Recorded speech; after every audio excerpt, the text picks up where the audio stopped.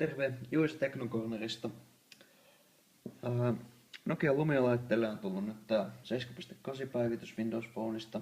Sen voi ladata joko Zunen kautta, jos on PC, tai jos on Mac-käyttäjä, niin Windows Phone-sovelluksen kautta, minkä saa Mac App Storesta.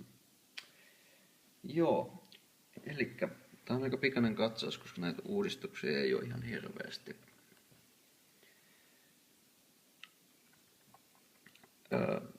Lähinnä tää työpöytä.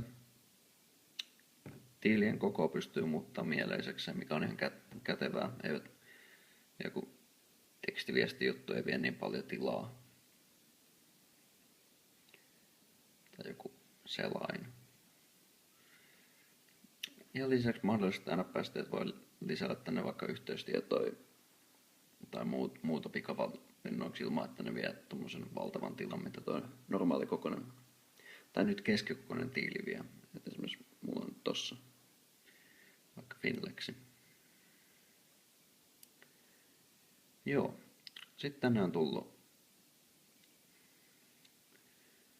uusia teemavärejä. Niin kuin tämä käytössä oleva Tereksen harmaa. Ja lukitusnäyttöön voi oman kuvan sijasta laittaa pyörimään halutessaan joka päivä vaihtuvan Microsoftilta tulevan kuvan. Typerä idea mun mielestä, mutta mainittakoon nyt. Siinä pähkinänkuoressa Windows Phone 7.8. Ihan hyvä uudistus. Tämä on myös, niin kuin huomaatte, pikkasen leveämpi kuin aiemmin. Tää on hävinnyt se turha nuoli yläkulmasta. Se on siirtynyt tonne. Ja tää on nyt niin koko näytön levyinen tää työpöytä.